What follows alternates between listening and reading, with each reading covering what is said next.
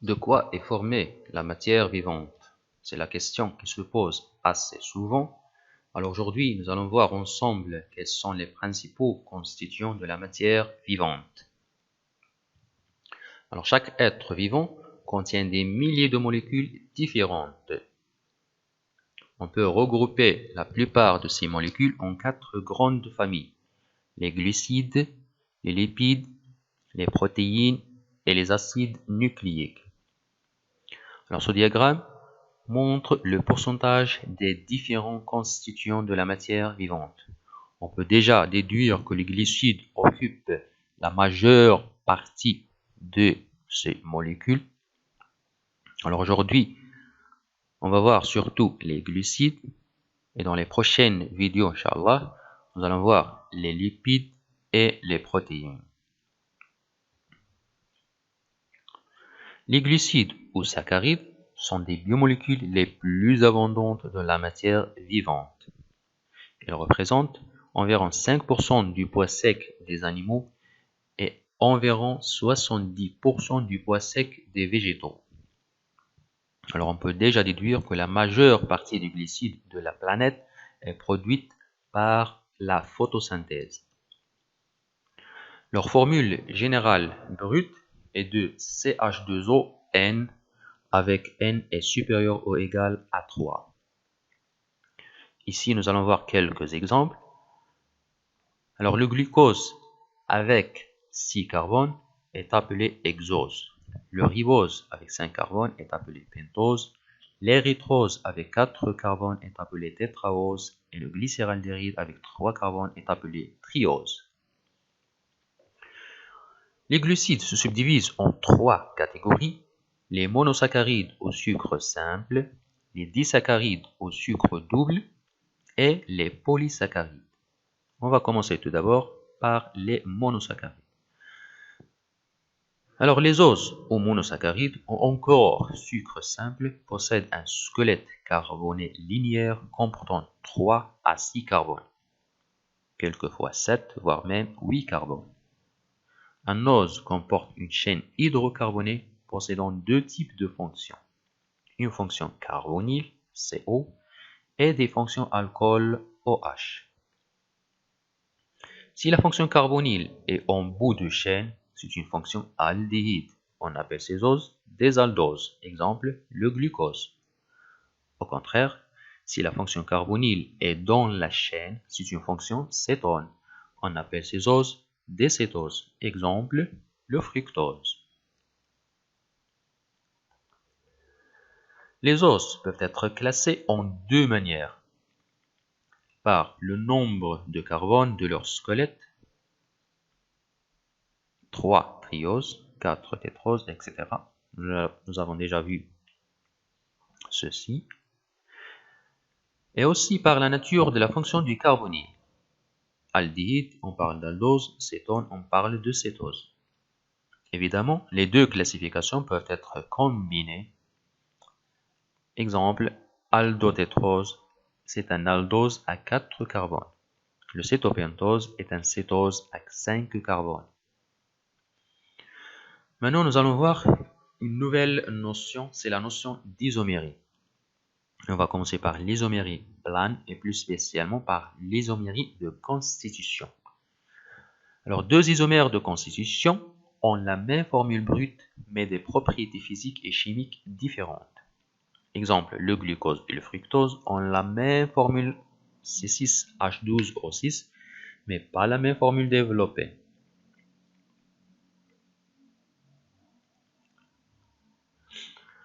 Un deuxième type d'isomérie plane, c'est l'isomérie de position.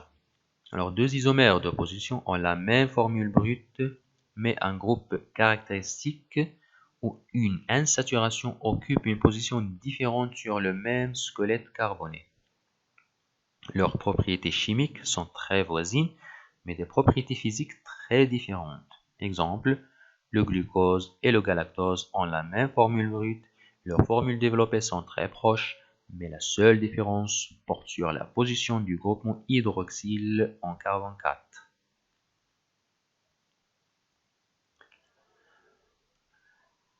Maintenant, nous allons voir un deuxième type d'isomérie, c'est l'isomérie optique, également appelée stéréoisomérie. Et nous allons voir l'asymétrie moléculaire. Cette asymétrie est liée à l'existence d'un ou plusieurs carbones asymétriques.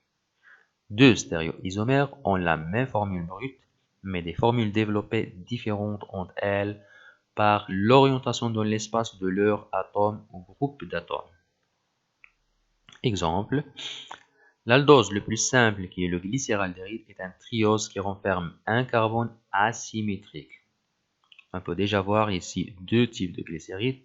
Un est appelé L-glycéraldéhyde qui porte la fonction OH à gauche du carbone 2, alors que le D-glycéraldéhyde, son OH est à droite du deuxième carbone. On a deux molécules différentes de glycéraldéhyde non superposables l'une à l'autre. Ce sont deux formes stéréoisomères de glycéraldéhyde. Cette stéréoisomérie est appelée énantiomérie.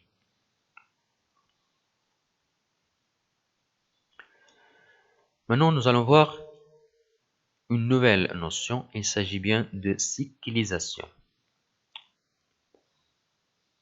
Tholen, en 1883, a essayé d'expliquer ces anomalies et elle a mis une hypothèse pour expliquer et arriver à une représentation cyclique de glucose.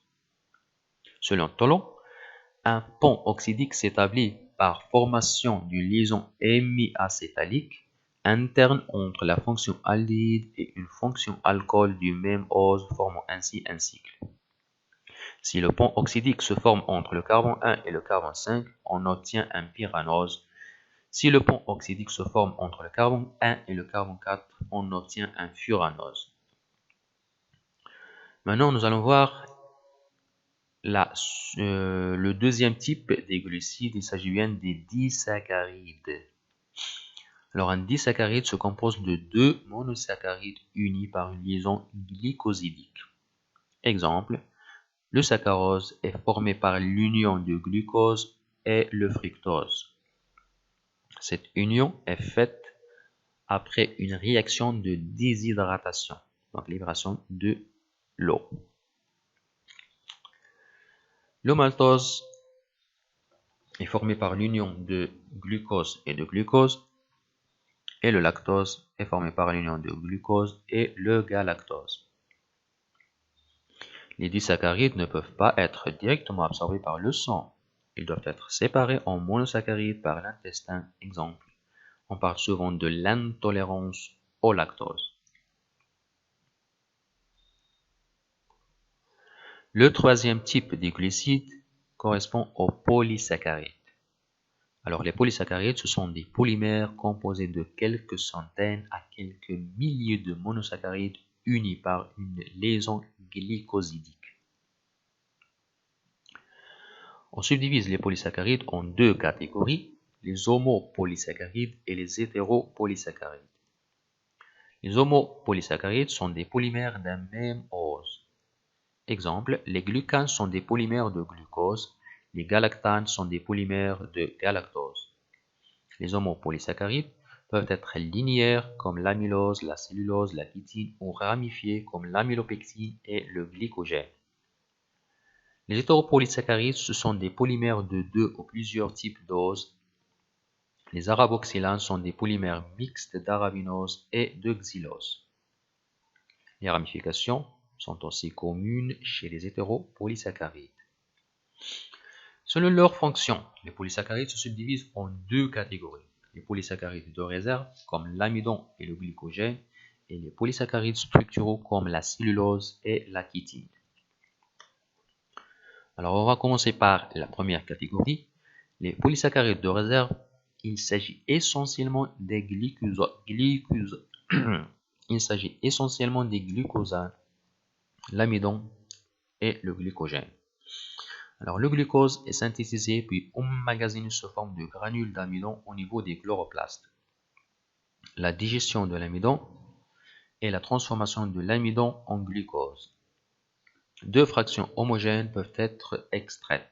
L'amylose, qui représente 20% de l'amidon, est soluble dans l'eau tiède et cristallise par refroidissement. L'amylopectine, qui représente 80% de l'amidon, donne à chaud un emploi visqueux. Alors on va commencer par l'amylose. L'amylose est un enchaînement linéaire répétitif de 1000 à 4000 monomères de glucose sans branchement, liés par une liaison glycosidique. Quant à l'amylopectine se distingue par un nombre de glucose supérieur, mais surtout par une structure ramifiée. Sur la chaîne principale, les points de branchement se répètent environ tous les 20 à 30 résidus. Ils sont formés par une liaison où le carbone anomérique appartient à la ramification.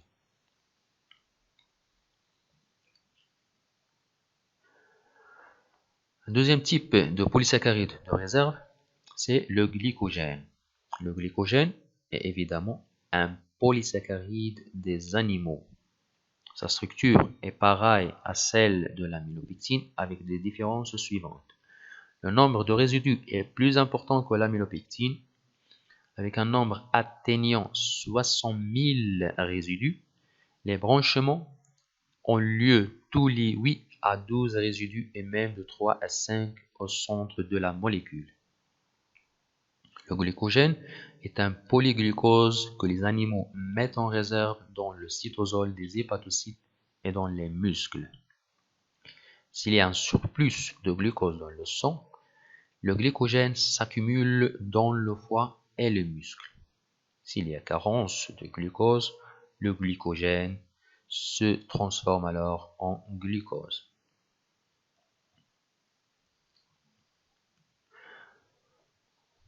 Maintenant, nous allons voir la seconde catégorie des polysaccharides. Ce sont les polysaccharides de structure. Et on va commencer par la cellulose. Dans la cellulose, les liaisons glycosidiques sont de type bêta, ce qui limite significativement les possibilités de rotation des résidus consécutifs. C'est les polysaccharides constitutifs de la paroi végétale. Ils forment des fibres qui se collent pour former des tissus durs des végétaux. Dans la paroi végétale, la cellulose est étroitement associée à d'autres polysaccharides de structure comme les hémicelluloses et les pectines. Elle constitue également un revêtement extracellulaire chez quelques animaux invertébrés appelés tuniciens. Un deuxième type de polysaccharide de structure, c'est la chitine. La chitine est un polymère de glucose aminé, c'est-à-dire que le glucose possède une chaîne latérale contenant de l'azote. Elle forme la carapace extérieure des arthropodes, comme les crustacés, les insectes, etc. Il forme aussi la paroi rigide des cellules des mycètes champignons. Maintenant, la question qui se pose, quel est le rôle des glucides? Alors, deux rôles essentiels. Le premier est un rôle énergétique.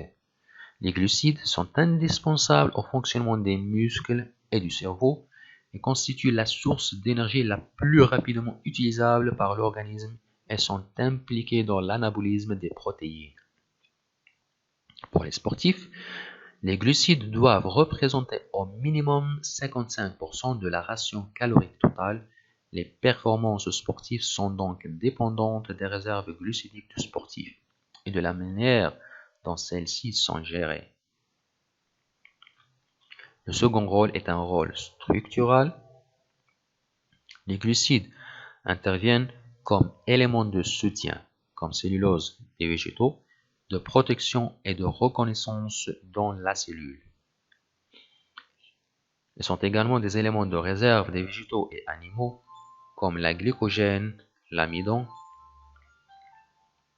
Ce sont des constituants des molécules fondamentales, comme les acides nucléiques, les coenzymes, les vitamines, etc. L'enfant prématuré, le nourrisson et l'enfant ont des besoins énergétiques supérieurs à ceux de l'adulte. Des besoins sont évidemment en relation directe avec leur croissance. On estime qu'un enfant prématuré a besoin de 15 grammes de glucides par kilogramme et par jour. À 4 ans, son apport doit être ramené à 5 grammes par kilogramme et par jour. Et voilà, merci pour votre aimable attention.